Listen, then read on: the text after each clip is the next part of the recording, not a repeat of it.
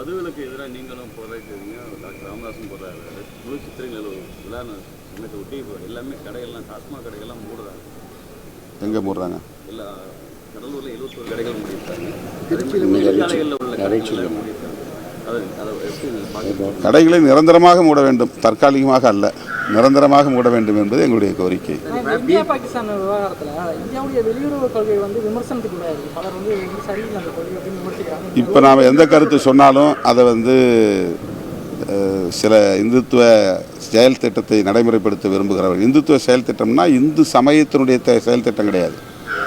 இந்துத்துவ செயல் திட்டம்னா பாஜக அகண்ட பாரதம் என்ற ஒரு கனவை சுமந்து திரிகிறது. அந்த பாஜகவினுடைய செயல் திட்டத்தை தான் நாம் அரசியல் செயல் திட்டத்தை தான் இந்துத்துவ செயல் திட்டம் என்று அவர்களே சொல்லுகிறார்கள். ஆக அகண்ட பாரதம் என்கிற அடிப்படையில் தான் போரை விரும்புகிறார்கள். வெளியுறவு கொள்கைகளையும் அவர்கள் தீர்மானிக்கிறார்கள். இப்போது நாம் அதை எந்த பொருளில் சொன்னாலும் அவர்கள் அதை கடுமையாக எதிராக பார்ப்பார்கள். இப்போ பிஜேபி பாட்டாளி மக்கள் கட்சி இருக்கிற கூட்டணியில் இடம்பெற மாட்டோம்னு சொல்லுறீங்க, அது என்ன உறுதியாக இருக்கீங்க? எப்போவுமே உறுதியாக இருப்போம், எங்கள்கிட்ட எந்த ஊசலாட்டமும் இல்லையே. திமுக வரைக்கும் பாமக வர மாதிரி ஒரு பேச்சுவார்த்தை போயிட்டு அது வரட்டும், பார்த்துக்கலாம். புதுக்கோட்டை வடகாட்டில் தேர் வடந்தோடு உரிமை குறித்து நீங்கள் உண்மைக்கு புறமான தகவலாக சொல்லியிருக்கீங்கன்னு சொல்லி கம்ப்ளைண்ட் கொடுத்துருக்காங்க. பொதுமக்களிடமிருந்து கிடைத்த தரவுகளின் அடிப்படையில் தான் நான் அந்த கருத்தை சொன்னேன். பாதிக்கப்பட்ட தலித் மக்கள் முத்துமாரியம்மன் தேர் திருவிழாவின் போது சாமி கும்பிட போயிருக்கிறார்கள். ஒவ்வொரு தேர் திருவிழாவின் போதும் அவர்கள் சாமி கும்பிடுகிற போது வடத்தை தொடுவது அவர்களுக்கான பாரம்பரியம். அது பாரம்பரிய உரிமை என்று நான் சொல்லவில்லை. அவர்கள் வடத்தை தொட்டு அதன் பிறகுதான் அது ஒரு முதல் மரியாதையாக அவர்களுக்கு அளிக்கப்பட்ட பிறகுதான் வடம் தேர் நகரும் என்ற பொருளில் நான் சொல்லவில்லை.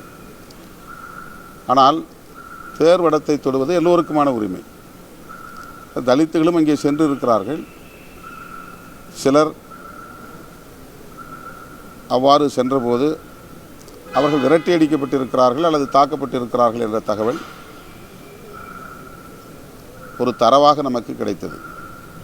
காவல்துறை முற்றாக அதை மூடி மறைக்க முயற்சித்தது. பெட்ரோல் பங்கில் 2 தரப்பை சார்ந்த இளைஞர்களுக்கு இடையிலே ஏற்பட்ட தகராறு தான் இது, கோயில் தகராறு இல்லை என்று சொன்னார்கள். அடைக்கலம் தந்த ஐயனார் கோயில் என்ற ஒரு கோயில் அங்கே இருக்கிறது. ஆதி திராவிடர் சமூகத்தை சார்ந்தவர்கள் அந்த கோயிலை கட்டி வழிபட்டு வருகிறார்கள். அதை ஒட்டியுள்ள 1 ஏக்கர் பரப்பளவு உள்ள இடம் அவர்களின் பயன்பாட்டில் இருந்திருக்கிறது. அண்மை காலமாக அந்த இடத்தை பிற சமூகங்களை சார்ந்த இளைஞர்கள் ஆக்கிரமித்து விளையாடி கொண்டிருந்த நிலையில் வழக்கு பதிவாகி நீதிமன்றத்திலே விசாரணை நடந்து ஆதி திராவிடர்களுக்கு சாதகமான தீர்ப்பு வந்ததாக சொல்லப்படுகிறது. ஆனால் அந்த தீர்ப்பை நடைமுறைப்படுத்த காவல்துறை தயாராக இல்லை. இந்த முன்பகை ஏற்கனவே இருந்தது என்பதைத்தான் நாம் சொல்லுகிறோம். இந்த முன்பகையை ஒட்டி சாமி கும்பிட சென்றவர்களை தாக்கியிருக்கிறார்கள். தேர்வடத்தை தொட்டதனால் ஏற்பட்ட பகை அல்ல. அடைக்கலம் தந்த ஐயனார் கோவில் தொடர்பான வழக்கு, அதை ஒட்டிய முன்பகை, அந்த அடிப்படையிலே சாமி கும்பிடுகிற போது பிரச்சனை ஏற்பட்டிருக்கிறது என்பதுதான் என்னுடைய அறிக்கை. அது தவறாக இருந்தால் திருத்திக் கொள்ள தயாராக இருக்கிறோம். பிளே ஸ்டோர் மற்றும் ஆப் ஸ்டோரில் இருந்து பாலிமர் செயலியை QR கோடு மூலம் பதிவிறக்கம் செய்யுங்கள். செய்திகளை உடனுக்குடன் பெறுங்கள்.